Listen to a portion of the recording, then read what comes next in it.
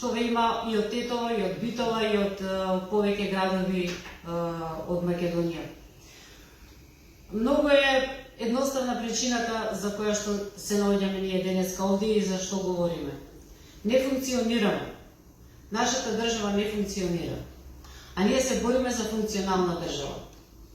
Значи сите овде кои што сме на оваа трибина, сите имаме огромни страдања и животните маки кои што ни ги направија овие злосторнички партии, кои што 32 години функционираат и никако да слезат од власт, не натераа нас, фала му на Бога, што така се здеси, па ете, нашата борбеност се поттикне да биде што поголема, што посилна и ништо нема што да не спречи за да продолжиме борбата битката за спасот на Македонија.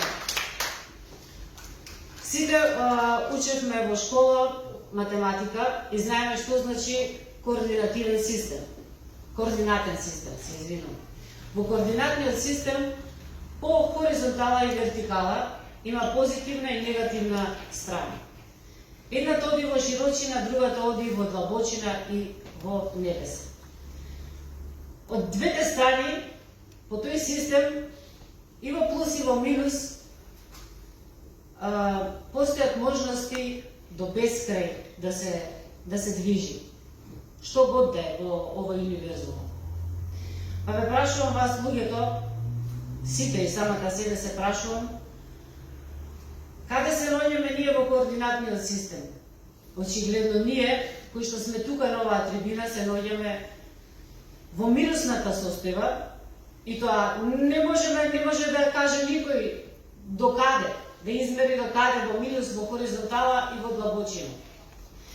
А политичарите наши на врвот во пирамидата и по хоризонтала поприлично си се проширија, си покачија пензии, тоест плати.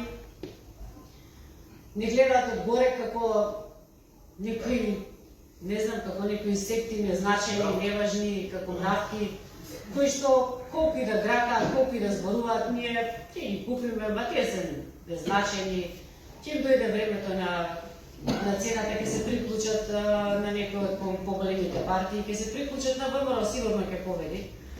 И што и да знам, што и да помислуваат, не мислат добро бидејќи не познаваат, не го познаваат нашиот дух.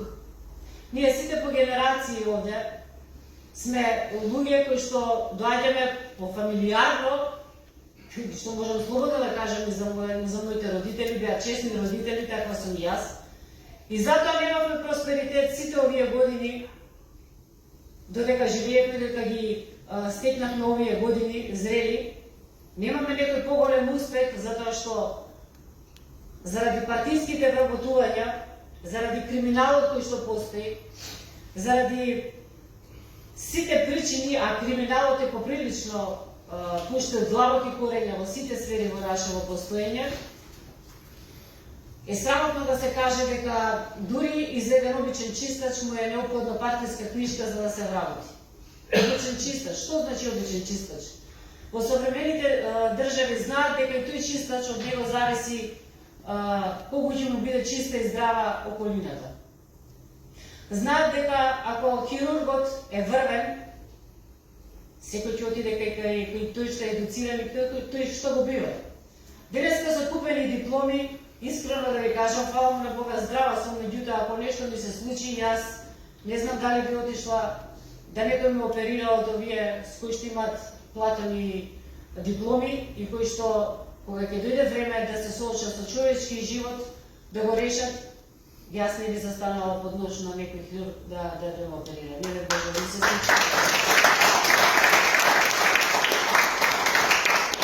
Многу работи има што да се зборува, меѓутоа ми се чини дека за да се има функционална држава е најважно да се има свест.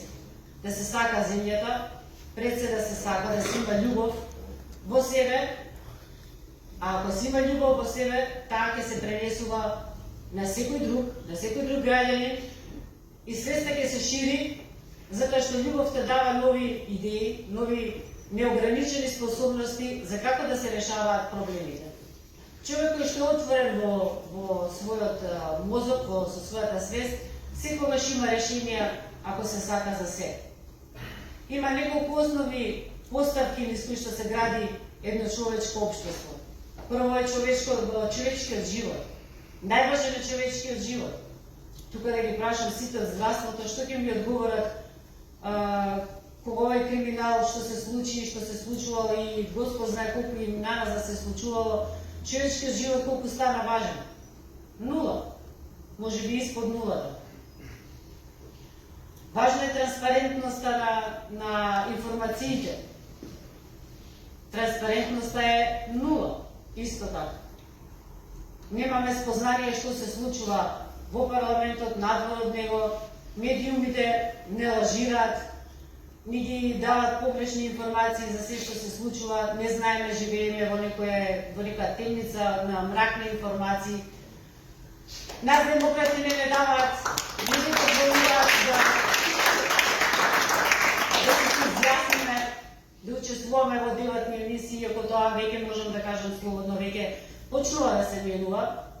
Драго ми е што многу наши говори ги применуваат и дај Боже да спроведат што повеќе решенија. Меѓутоа, секако не очекуваме многу од нив, затоа и ве повикуваме не само Тетово и цела Македонија да бидете заедно со нас, за овој фронт да биде што поширок, што посилен, затоа што колку што сме сплотени, колку што толку сме посилни и заедно ќе можеме да менуваме Македонија и да го менуваме овој систем, да ни биде здрав, на здрави нозе, да застанеме и навистина да си ја сакаме Македонија таква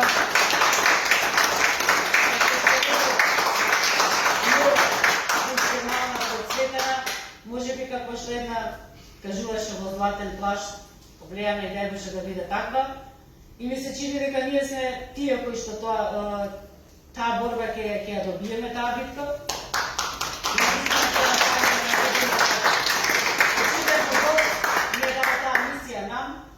Бидејќи сите се чувствуваме и пулсираме како едно. Ви благодарам и бидете со нас што повеќе.